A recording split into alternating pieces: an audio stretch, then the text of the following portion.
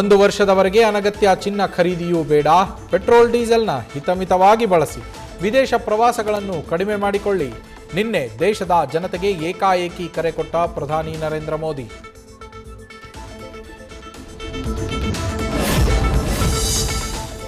ವಾಹನಗಳ ಟ್ಯಾಂಕರ್ಗಳಿಗೆ ಮಾತ್ರ petrol diesel.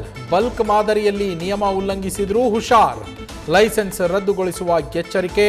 Petrol ಬಂಕ್ಗಳಿಗೆ ಆಹಾರ ಇಲಾಖೆಯ ಗೈಡ್ಲೈನ್ಸ್.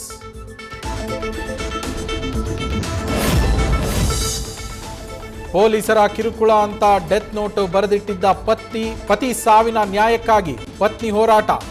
1.5 ವರ್ಷದಿಂದ ಅಲೆದಾಡ್ತಾ ಇದ್ರು ನಿರ್ಲಕ್ಷ್ಯ.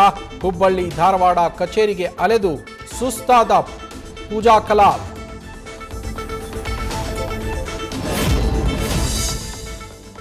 ಮೋದಿ ಹೋಗೋ ಮಾರ್ಗದಲ್ಲಿ ಜಿಲೆಟಿನ್ ಕಡ್ಡಿಗಳು ಪತ್ತೆ ಕೇಸ್.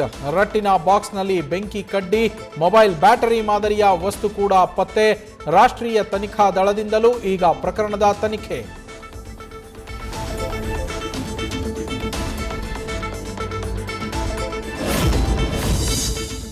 ಕೆರೆಮಣ್ಣು ಮಾಫಿಯಾ ತಡೆಯೋದಕ್ಕೆ ಹೋದವರ ಮೇಲೆಯೇ ಹಲ್ಲೆ. ಬಳ್ಳಾರಿಯ ಕೊಳಗಲ್ಲು ಗ್ರಾಮದ ಬಳಿ ಘಟನೆ.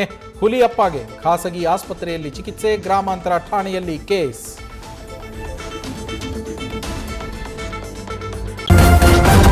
ನ್ಯೂಸ್ ಫಸ್ಟ್ ನಿರ್ಭೀತಿಯಿಂದ ನಿಮ್ಮ ಪರವಾಗಿ.